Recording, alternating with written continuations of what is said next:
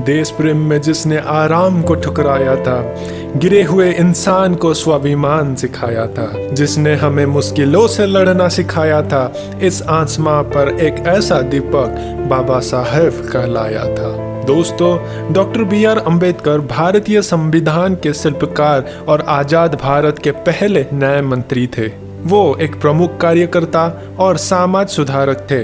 Doctor Ambedkar ने दलितों के उत्थान और भारत में पीड़ितों वर्ग के उत्थान के लिए अपना पूरा जीवन परित्याग कर दिया था। वो दलितों के मसीहा के रूप में मशहूर है और आज समाज में दलितों का जो स्थान मिला है उसका पूरा श्रेय डॉक्टर भीमराव अंबेडकर को जाता है।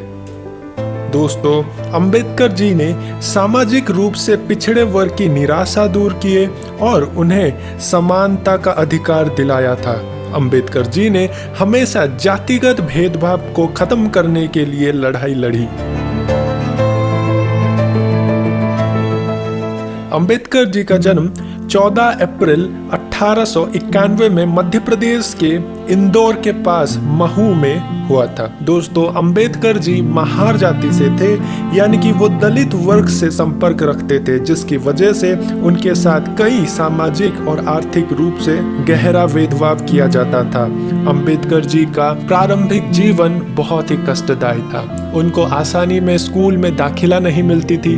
अगर मिल भी जाती तो वो कक्षा के बाहर बैठते थे। उनके दलित होने की वजह से स्कूल में भी उन्हें काफी जातिगत भेदभाव का शिकार होना पड़ा। यहाँ तक कि उन्हें पानी भी नहीं छूने दिया जाता था। इन सारी कठिनाइयों के बावजूद भी उन्होंने अपने उच्च शिक्षा को प्राप्त किया और बड़ौदा नरेश सायाजी राव गायकवाड़ जी की फेलोशिप पाकर अंबेडकर जी ने अपनी आगे की पढ़ाई जारी की। दोस्तों, शुरू से ही अंबेडकर जी पढ़ाई में बहुत तेज थे।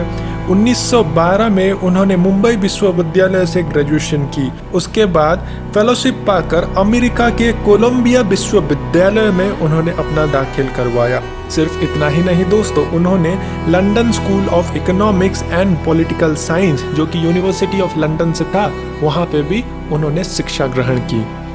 दोस्तों, भारत लौटने पर उन्होंने देश में जातिगत भेदभाव के खिलाफ लड़ने का फैसला किया, जिसकी वजह से उन्हें कई बार निरादर सहना पड़ा और जीवन में बहुत कठिनाइयां और कष्ट सहना पड़ा था।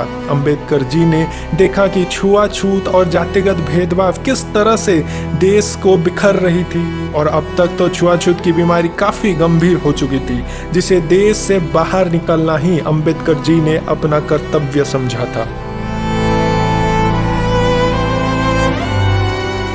साल 1936 में अंबेडकर जी ने अपना स्वतंत्र लेबर पार्टी की स्थापना की। इसके बाद अगले ही साल वो केंद्रीय विधानसभा चुनाव में उनकी पार्टी ने 15 सीट से जीत हासिल की। इसके बाद ही उन्होंने एक पुस्तक द एनिहिलेशन ऑफ कास्ट की भी प्रकाशित की, जिसमें उन्होंने हिंदू रूढ़िवादी नेताओं की कठोर निंदा की और देश में प्रचलित जाति व्यवस्था का भी निंदा की। Doctor B R. अम्बेडकर को वाइसरॉय एग्जीक्यूटिव काउंसिल में श्रम मंत्री और रक्षा सलाहकार का नियुक्ति किया गया। वो अपने त्याग और संघर्ष और समर्पण के बल से आजाद भारत के पहले लॉ मिनिस्टर बने। दलित होने के बावजूद भी डॉक्टर बी.आर. अम्बेडकर का मंत्री बनना उनके जीवन की किसी भी बड़ी उपलब्धि से कम नहीं थी। दोस्तों, डॉक्टर बी.आर. अम्बेडकर का संविधान के निर्माण में मुख्य भूमिका रही थी। उनका संविधान के निर्माण का मुख्य उद्देश्य देश में जातिगत भेदभाव और छुआछूत को जड़ से खत्म करने का था। 29 अगस्त 1957 में संविधान के मौजूदा समिति के अध्यक्ष के रूप में अंबेडकर जी को नियुक्त किया गया। उसके बाद उन्होंने करीब 2 साल 11 महीने और 7 दिन की कड़ी मेहनत से 26 नवंबर 1949 को हमारे भारतीय संविधान को तैयार किया और तत्कालीन राष्ट्रपति डॉक्टर राजेंद्र प्रसाद को सौंप दिया। दोस्तों, भारत रत्न डॉक्टर भीमराव अंबेडकर ने देश को सामाजिक, आर्थिक, राजनीतिक, शैक्षणिक, धार्मिक, ऐतिहासिक, सांस्कृतिक, साहित्यिक, औद्योगिक, संवैधानिक समेत अलग अलग क्षेत्रों में कई काम कर राष्ट्र को निर्माण करने में अहम योगदान दिया।